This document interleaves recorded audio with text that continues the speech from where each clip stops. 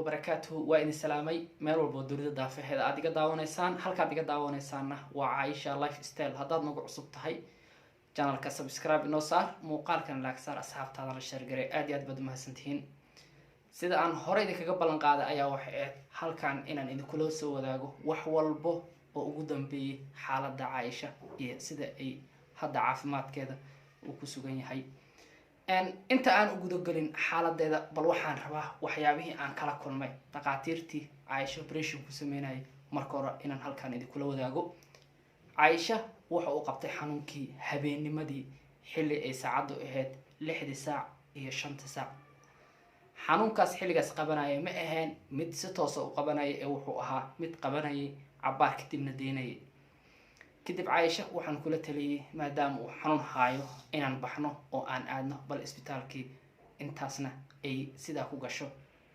qaliinkii operationka laakiin Aisha waxay ka agajideysay maadaama ay habeen sabdhaxa ah ee inta badan taqaatiirtihiin kuwa jiifa ama hurda inaysan hurdada ka qasin isku daydo bal inay xanuunkeeda gaarsiiso waagi intuu ka barayo marna waa la qabanayay marna waa la sii deynayay mar waa la qabanayay marna waa la sii deynayay xanuunku wuxuu aad iyo aad ugu sii tirabatay abaarihii markii la gaaray 9 saac habeenimo 10 saac ilaa waagi uu ka bariyay markii aan salaad subax dukaday ayaan u kaxeeyay isbitaalka wuluusan ahayn mid aad nooga fog oo inoo dhaxayso wax aad u yaro hal wado oo kaliya inoo dhaxayso 12 daqiiqo xataa 10 daqiiqo qofka xanuunsan 10 daqiiqo u socon karo weeraan isbitaalkii markii aan tagnay isla markii waxa la wargeliyay xaaladda Aisha ee ku sugan tahay taqaatiirta qaabilsan operationka kuwa oo ku yimideen wax ka yar 10 daqiiqo waayo taqtar wuxuu qaabilsan yahay qaliinka kaliya inuu qofka qalo oo operationka ugu sameeyo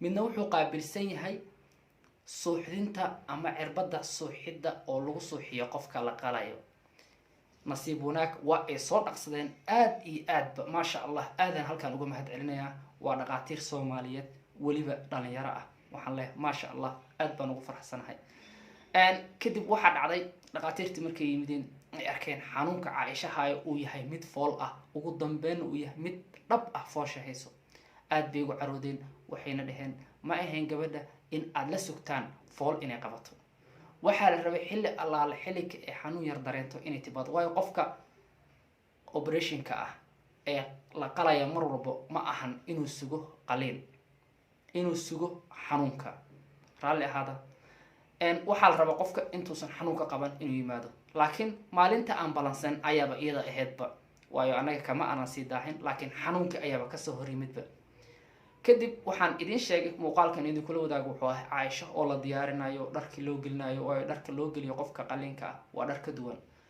qolka qaliinka ahna looguma talagelin qof ka duwan ka baxsan taqaatiirta iyo kalkaaliyaasha qof ka dheeri ah inuu galo waayo waxa aad iyo aad looga taxadaraa caafimaad ahaan waayo meesha la qalayo haddii wax yar oo wasaq ah ay u gudubto meeshaasi halis ayay u tahay qofkaas caafimaadkiisa dadka qalaya waxay xirtaan dhar gaar ah iyo kaba gaar ah looguma talagelin qof ka baxsan qofka la qalaya iyo taqaatiirta qof ka duwan ama qof ka badan ama ka siyaasan inuu gudaha u galo sida ayaana waqtiga qaliinkii ay igu saamixi weeday inaan gudaha galo layguna ogolaan waayay intaas yar muuqaalkan waxaan ka soo duubay banaanka qolka ee Aisha markaasi dharka loogu bedelay ugu dambeyn Aisha gudaha ayaa la geliyay waana la suuxiyay oo cirbadii ayaa lagu dhuftay waayo muuqaalka inta ugu dambeysay cirbada ay isku diyaarinaysa ayaan meeshaas ku jaray walaalaha Soomaaliyeed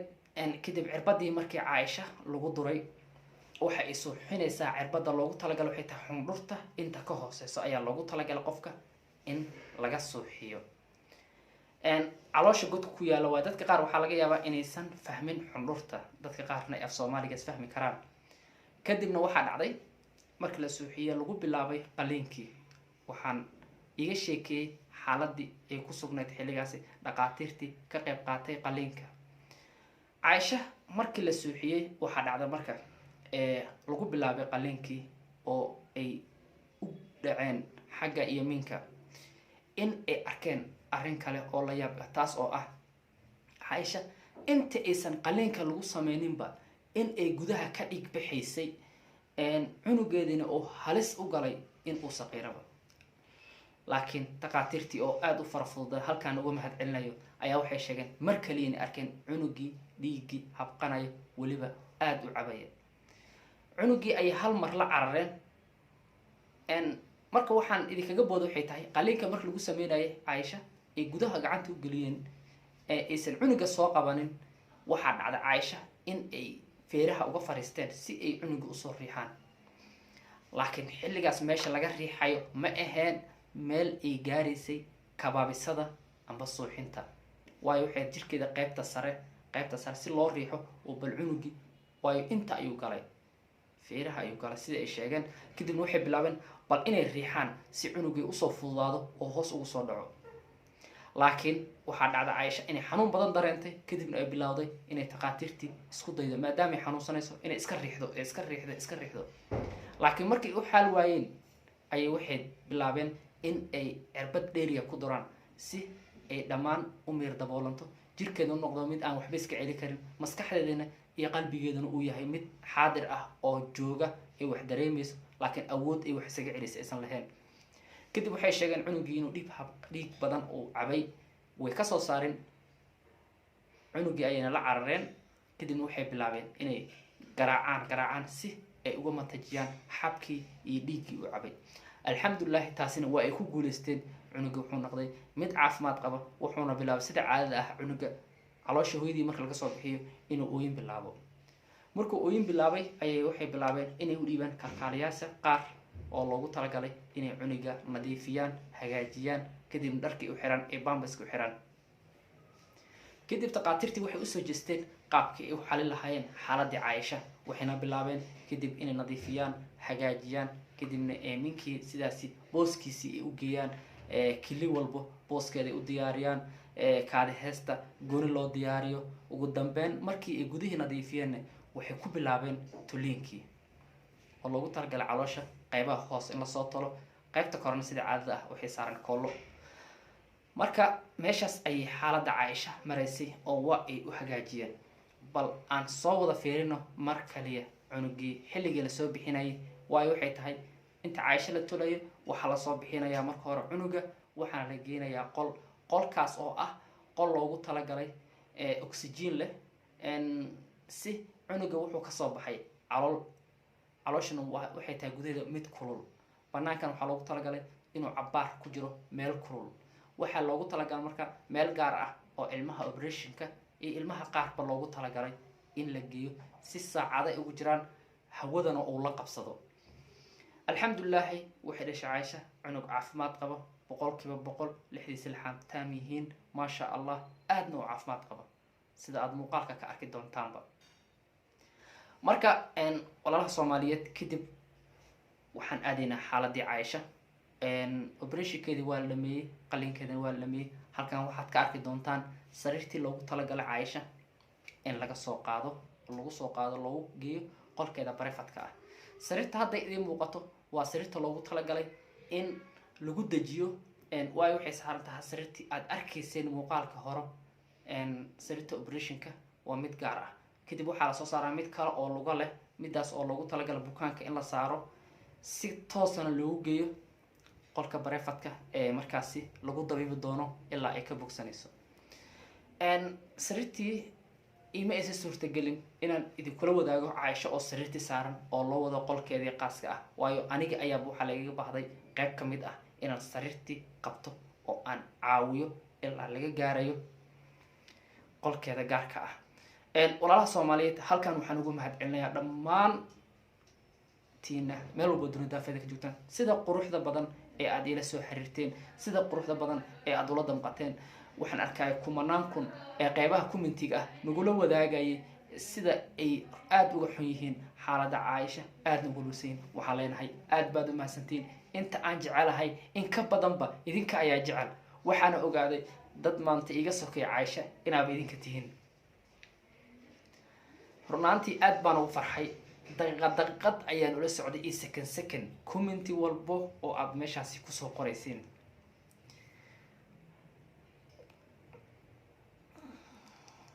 runaantii dareenkayga ma ahan mid aan qiyaasig amba aan xadidi karo. aad baan idinkugu faraxsanahay. waxaa jiray taleefanka Caaisha aniga ayaa gacanta ku hayay. waxaa jiray dad aad u tiro badan oo soo wacayay, mararka qaar aan waqtigiisa mixin aan ka qabto, mararka qaarna aan ka qabanayay ayagoo xal iyo xog wareysanaya xaaladda Caaisha ay ku sugan tahay. halkan waxaan idinkaga cadeynayaa maanta Caaisha 100% inay caafimaad qabto. hadda waxa ku jirto waxay tahay waa suntii oo way madawaqsan tahay. suuragalna waa ina qaweyde ayadoo oon si caadi ah caafimaad u dareemeynin inaan muuqaal idinkaga soo duubo. waa ay caafimaad qabtaa, way nabad qabtaa, alxamdulillah. hadda waxa ku jirto waa suntaas. marka halkan waxaan rabaa inaan si gaar ah ula hadlo gabdhaha sida xaalka Caaisha oo kale ku jiro ee dhaqaatiirtana igu canaanteen, sidee adiga ku garan weyday gabadha inaad isbitaalka keento haddii xanuun dareemayso. waa run qofka operationka ah inta badan ma qurux badna ayay dhaheen, ma fiicnaba sideedaba inuu xanuun qabto. taas waa maqli jiray, laakiin sababtii ayaan weydiiyey. waxayna igu caddeyn waxay tahay qofka markuu qaliin badan galo ama qaliin galo waxaa aad u jilca waa minka cunuga ku jira, umana dul qaadan kara xanuunka foosha, waayo waxaa suuragal ah inuu dilaaco sida Caaisha hadda iyadaba aan ka aragnay. waayo waxay tahay wuu dilaacay, dhiigina gudihii ayuu ku daatay, halisna waxay ugu jirtaa xag caafimaad ayada iyo cunugaba. alxamdulillah alxamdulillah alxamdulillah, ilaahay ayaa mahad iska leh. waxaa kaloo mahaddaas iskale idinka oo ducada kusoo kabteen, waayo haddaana intaas oo malaayiin ah ducadeeda kusoo kabi lahayn maanta xaalka Caaisha sidoo noqolay allah og. laakiin waxaan aad ugu faraxsanahay in ka badan inta aan garab taaganahay amba aan la damqanayo, in ka badan inaad idinka u damqanayseen aad baan ugu faraxsanahay.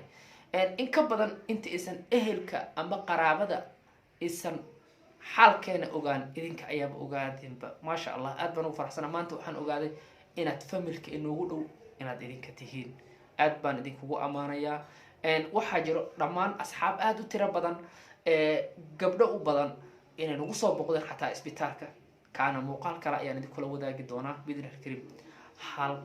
xaaladda hadda Caaisha xaalkeeda aad buu u wanaagsan yahay. hadda kaliya waxaad moodaa in ay meer daboolan tahay, kastoo xanuun ay dareemayso walow sunta ay weli ku jirto. laakiin sida caadiga marba hadduu ilaahay 4 indhood nabada ka dhigay waa alxamdulillah. tan muhiimadda ayaa taas ah. maasha allah wala Soomaaliyeed meel walba dunida afada ka joogtiin waad ku mahadsantihiin. meel walba dunida afada ka joogtiin waxaad leenahay ducada nagu soo kaba. marka waxaa jira waxyaabo badan oo dhaqaatiirta ee si gaar ah igala hadleen xaaladda Caaisha, laakiin wax walba waqti ay munaasib ku yihiin. mar raba hadda inaan idinkala hadlo oo aan barnaamij kala hadlayda ku furo. hadda waxaan usoo fariistay inaan warwarka idinka baabi'iyo, idina sheego inaan aad u faraxsanahay Caaisha iyo ubadku ilaahay ugu deeqayba ee aad u caafimaad qabaan. waxaad leenahay mabruuq, maasha allah. idinkana aad baad u mahadsantihiin sida aad murugada inoola wadaagteen oo inoola qaybsateen. ayaan rajeynaya farxaddana si lamida inaad nagula wadaagi doontaan. haddaa yara kaftamo waxaa jirto Caaisha intaysa dhalin waxay idinka codsanaysa waxay ahayd, waxay idin tiri waxaan rabaa inaan hal mar u dabaaldego dhalashada ubadka nagu soo kordhayo iyo subscribe-ka 100,000 ah. kulley waxaan filayaa in codsigeedii qaar kamida aadan u tixgelinina, walow aan arkayo maasha allah asxaab aad u tiro badan oo si xowli ah janalka ugu soo biirayso oo subscribe saarayso. haddii aad adiga maanta subscribe saartay, walaalkaaga aan ogeyn muuqaalkan u dir si uu subscribe u saaro. mar kaliya aan idinkugu soo bandhigno Caaisha ubadkeeda iyo 100,000 subscribe. haddaad gaarsii weydin Caaisha ani ma soo fariisinayay, ani unba intii idin soo taagnaanaya. waad mahadsantihiin. intaasna waa kaftan. halkan waxaan ugu mahad celinayaa weliba aan kusoo koobi karin muuqaal iyo muuqaalaba intaasba sida aad Caaisha ula damqateen, aad dhibaatada aad ula qaybsateen, walwalka aad ula wadaagteen. runaantii saacad walbo taleefanku waa usoo dhacaya, hadday tahay 10 saac habeenimo, hadday tahay 1 saac subaxnimo. saacad walbo waxaan aragnaa wicista ama taleefanka dhicistiisa ayada oo laga wareysanayo xaaladda Caaisha. Caaisha intaas way maqashaa, laakiin dhaqaatiirta waxay ay sheegeen in ay fiicneen inay hadalka badiso maadaama meesha laga hadlay ay tahay caloosha. waxaa la hadalka yareey socodka badi. maasha allah meesha qalinkana aad uga taxadar. marka waxaa jira dhakhtarka aan weydiiyey ee dadka la qala, dad waxaa jira mar la qala marna ilmaha dhala. waa suuragal uu yiri, laakiin minka qofka kala adkaan karo ama kala adkaysi badnaa kara.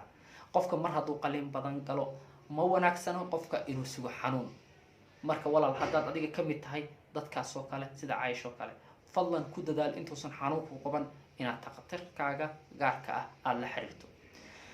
halkan waxaan ugu mahadcelinayaa dhammaan inta caawisay Caaisha, hadday yihiin daawadayaasha ka mid ah idinka oo adiga i daawanayaad ka mid tahay. waxaad ku caawisay waxay tahay waa duco, wax ka weyn ma lahan. waxa ugu qaalisan dunidan waa duco oo ilaahayna ku aqbalo. ducadina ilaahay waa inoo aqbalay oo Caaisha ubadku ilaahay ugu deeqayba way caafimaad qabaan alxamdulillah. waxaan kaloon halkan mahadcelin ballaaran ugu mahadcelinayaa daktarkeena aan ku xirannahay Dr. Maxamed oo qayb libax la ka qaatay runtii maanta xaaladda Caaisha caafimaadkeeda. waxaa kaloo jiro daktarka sida gaarka u qalay Dr. Xuseen, waxaan leeyahay aad baad u mahadsantahay. waxaan aad uga xumahay daktarkii Caaisha suuxiyey oo suuxinayay 4 jeer ee Caaisha la qalay inaan magaciisa aanan haynin, waayo jaanis aan ku wada sheekaysano ma aanan helin. waxaan leeyahay adigan aad baad u mahadsantahay. waxaan kaloo halkan ugu mahadcelinayaa kalkaaliyaasha caawinaya Caaisha ee Soomaalida u badnaa, ee gabdhaha Soomaaliyeed ahaa, ee wax walba u baahata dareemayay, ee u keenay waxa leena ayagana aad iyo aad baad u mahadsantihiin. inta kale ee ka qayb qaadatay hadday tahay asxaabtayna soo booqatay ee isbitaalka inoogu timid, waxaan leenahay aad baad u mahadsantihiin. malaa'ika idin soo salaanto. in kale waxaa jirta waddanka aan joogin laakiin commentiyada aan ka arkay gabar kamid ah oo commentiyo aad u tiro badan soo qortay oo tiri haddii aan maanta joogi lahaa Kenya Caaisha waan la joogi lahaa si walwalku iga yaraado. commenti walba aad soo qorteen daqiiqad ayaan la socdaa. mar walbana waxaan rajeynayaa Caaishana inay gadaal ka akhrisan doonto. waayo xilli aan aad ula hadli kara ma, waayo qofka marka la hadasho wuu kuu jawaabayaa, taana Caaisha ayay dhibaysaa. laakiin waxaan rajeynayaa muuqaalka xiga Caaisha oo caafimaad qabto halkaan inaan idin soo fariisiyo, halkaan idinkaga mahadcelin doonto. waad ku mahadsantihiin daawashada muuqaalkan. haddaad nagu cusub tahay channelka subscribe saar. waxaan kaloo idinka codsanayaa inaad muuqaalkan aad u share garaysaan, waayo waxay tahay mar walbaad share garaysaan waxa uu gaaraya qof aan xogta iyo xaalka Caaisha aan la socon si ay ugu hesho duco. waxaa laga yaabaa qaar idinka mid ah inuu ilaahay ducadooda aqbalayo, amba xilli samada ay furan tahay oo ducada ilaahay aqbalayo inay ku aado halkaasna ee Caaisha ducadaas uu ilaahay u aqbalo. inaan isku duceeyna mar walba way fiican tahay. inta xanuunsan Allah ha caafiyo, inta aan ubad haysan ilaahay waxaan ugu baraynaa ubad inuu ilaahay ugu deeqo ubad inuu ilaahay ugu deeqo. marka maasha Allah inta haysatana ilaahay ha u barakeeyo, baariyaalna Allah uga dhigo.